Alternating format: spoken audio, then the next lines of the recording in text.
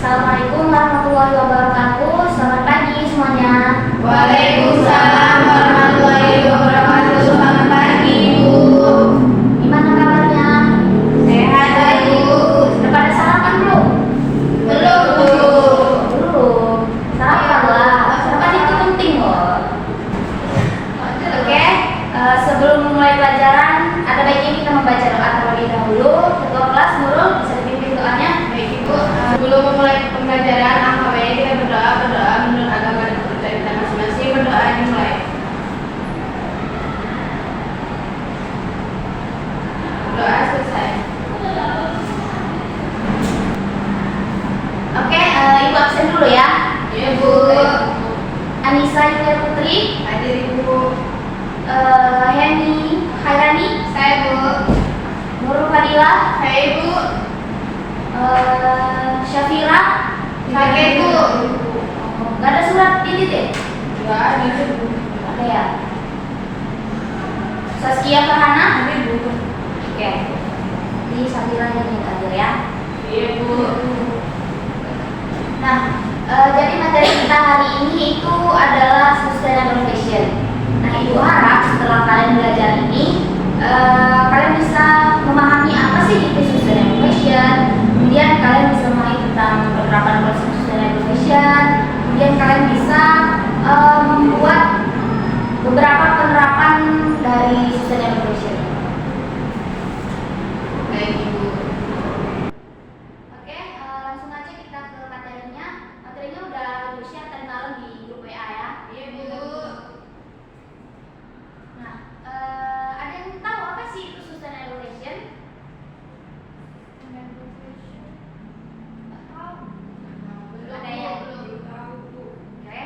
Nah, jadi sustainable fashion itu merupakan fashion berkelanjutan atau berkesinambungan yang mana ini merupakan inovasi fashion yang ramah lingkungan, yang produknya aman bagi manusia dan pastinya juga ikut melestarikan atau menyelamatkan bumi bagi generasi masa mendatang. Nah, jadi konsep sustainable fashion ini muncul karena tingginya limbah industri fashion setiap tahunnya. Nah, limbah ini berasal dari proses produksi, pakaian yang dibuang, juga sisa kain hingga berbagai limbah lain yang berdampak buruk bagi lingkungan. Nah, sustainable fashion berupaya mengendalikan ekosistem lingkungan agar seimbang dengan tren fashion sehingga tidak berdampak buruk bagi lingkungan. Nah, di sini ada yang ingin ditanyakan?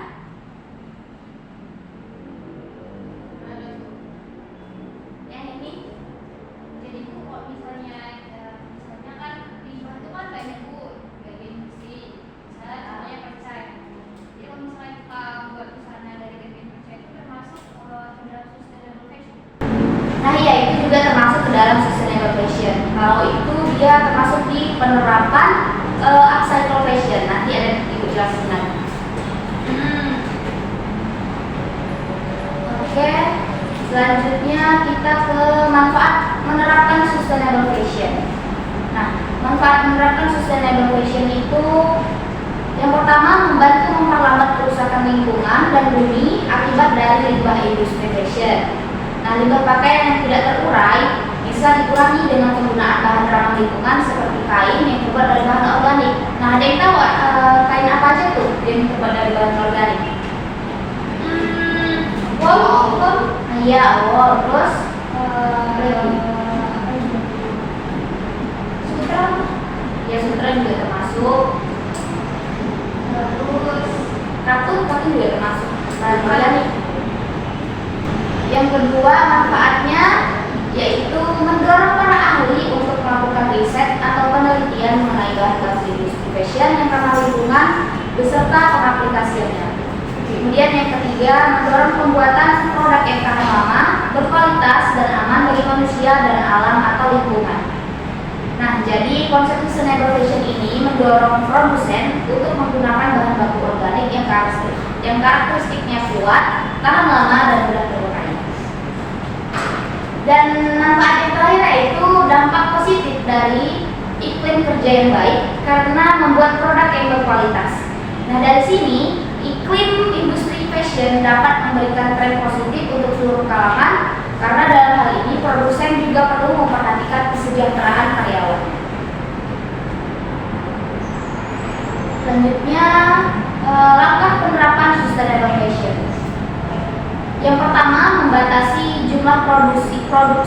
atau tidak cuek dengan tetap memproduksi yang nantinya menjadi timbunan barang mati. Yang kedua, membuat produk dengan bahan yang ramah lingkungan seperti penggunaan pewarna alami. Yang ketiga, recycle, yaitu mendaur ulang produk lama menjadi produk baru. Nah, meski sustainable fashion ini tidak memberikan perubahan yang signifikan saat itu juga, tren fashion yang ramah lingkungan ini dapat memberikan dampak yang baik untuk kelangsungan hidup pada masa yang akan datang. Kita masuk ke materi selanjutnya, yaitu penerapan konsep sustainable fashion. Nah, di sini Ibu akan membahas 3 penerapan sustainable fashion, yaitu zero waste, upcycle fashion, dan eco-print. Coba ada yang bisa bacakan?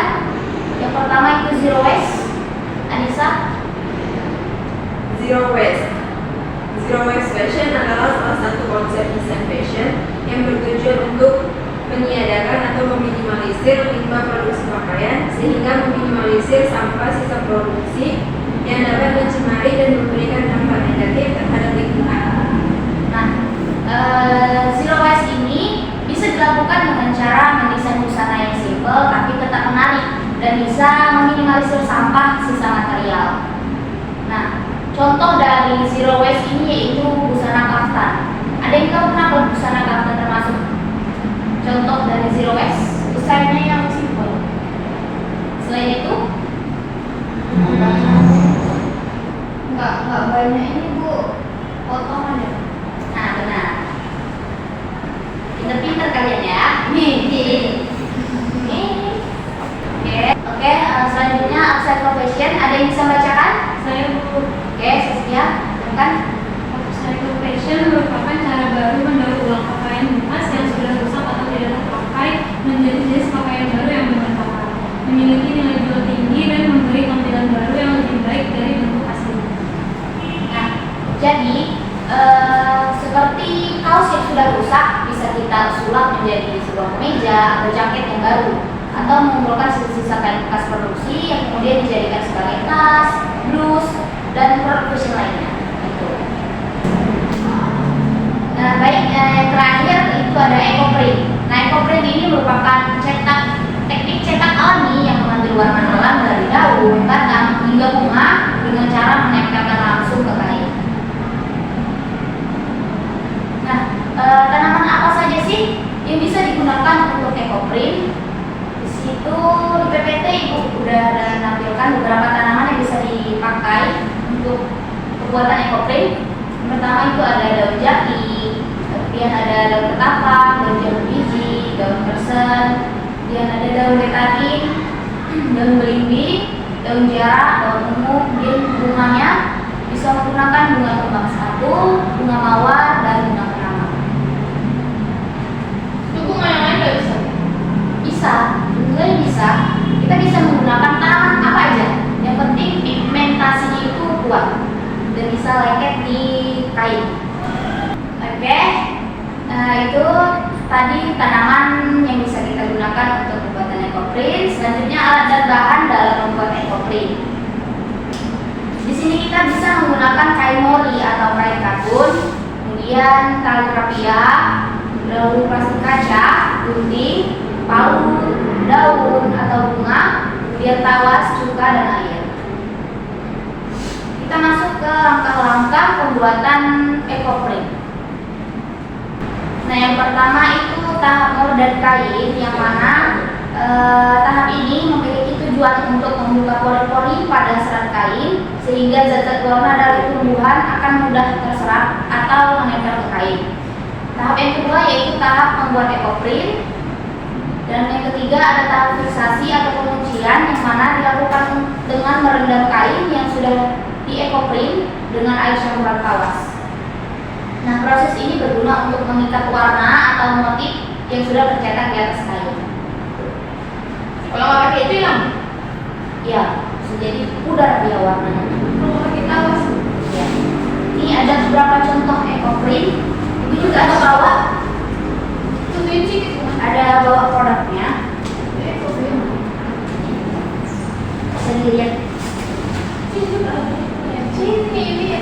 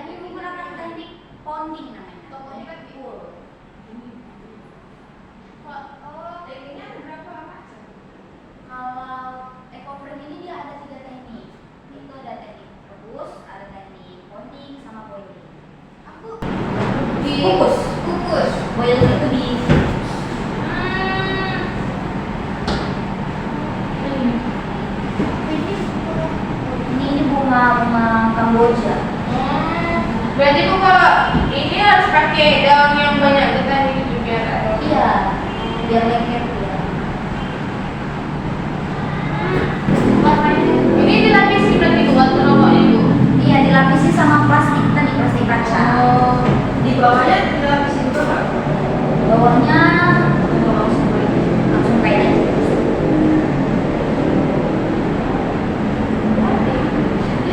Nah, nanti kalian ibu kasih tugas bikin ini. Kelompok kan Bu? Ya, kelompok. Kalau sendiri susah. Satu kelompok 2 orang. 2 orang. Ya, Bebas kan Bu boleh pilih teknik apa aja. bebas. Dan 3 teknik itu tadi. Nah, jadi ini. Oh ini dia direbus ya Bu? Iya.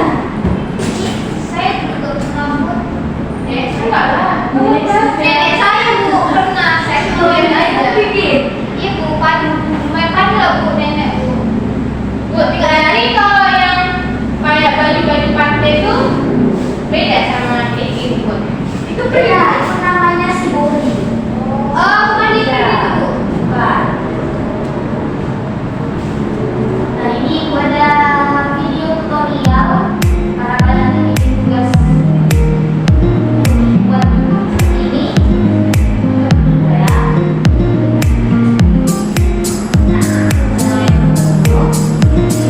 Halo, Assalamualaikum warahmatullahi wabarakatuh. Kembali bersama saya di channel Alfi Gendis. Pada kesempatan kali ini kita akan membahas tentang ekoprint. Pada kesempatan kali ini kita akan belajar membuat ekoprint dengan teknik pounding. Sebelumnya kita akan perkenalkan apa saja alat dan bahan yang kita butuhkan. Pertama yaitu kain. Kain kita buat ukuran 30 x 30 cm. Selanjutnya adalah palu. Alat ini digunakan untuk memukul. Yang ketiga adalah plastik. Kita bisa menggunakan kantong plastik yang ada di rumah. Bahan yang keempat yaitu daun. Kali ini kita menggunakan daun pepaya Jepang. Yang pertama, kita susun daun pepaya Jepang sesuai dengan selera. Kita bisa atur besar dan kecilnya ukuran daun.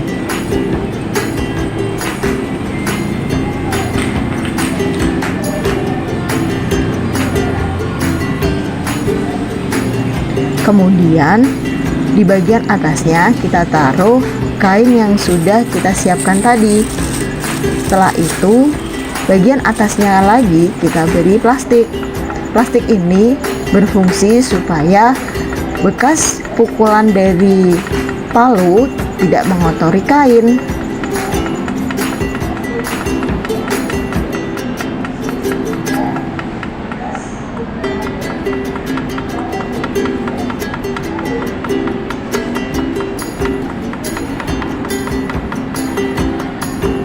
Saat pemukulan dengan menggunakan palu, usahakan kalian harus hati-hati ya, karena kain yang kita gunakan jenisnya adalah kain katun. Jika kita tidak hati-hati memukul, kain tersebut bisa berlubang.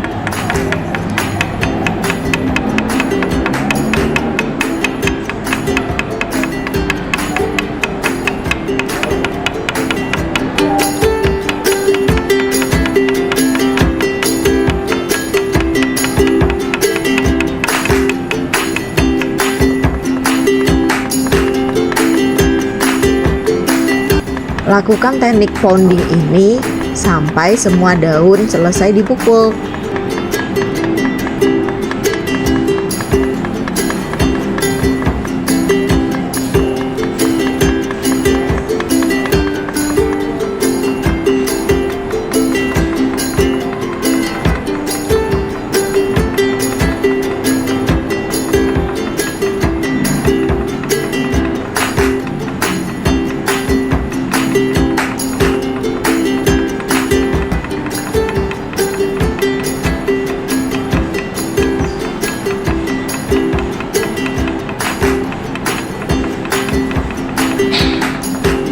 Setelah selesai, kita bisa mengambil plastik yang ada di bagian atas. Kemudian, kain kita balik dan kita ambil sisa daun yang tidak terpakai satu demi satu sampai bersih. Setelah selesai, kain jangan dicuci terlebih dahulu. Kalian bisa mengeringkannya di bawah sinar matahari secara langsung. Setelah kering, Kain dinetralkan beberapa hari kemudian dikunci dengan menggunakan air tawas atau air kapur.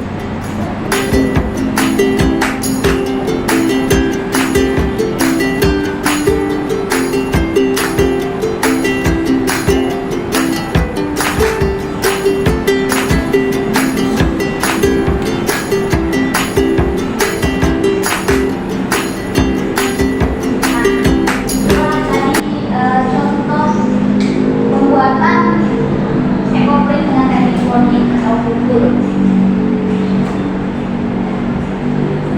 Nanti kalian ditugaskan untuk bikin ini di kain ukuran 50 kali 50. Kayak kartun kan?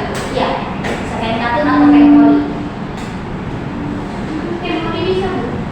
Bisa.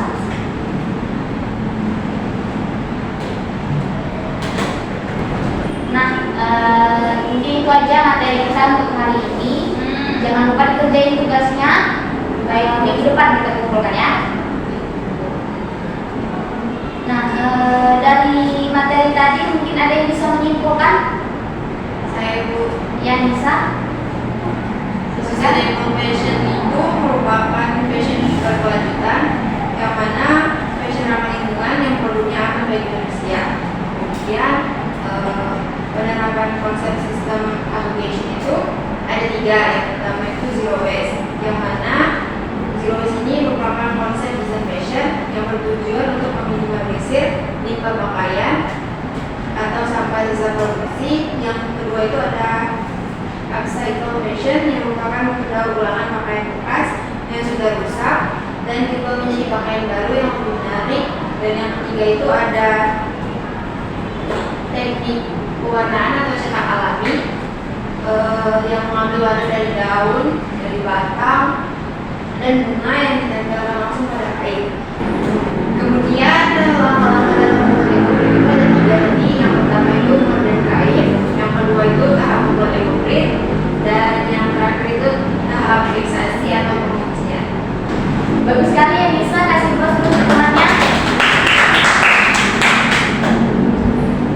Oke, sebelum kita mengakhiri pertemuan kita hari ini, ada bagian kita mengucapkan adalah Alhamdulillah.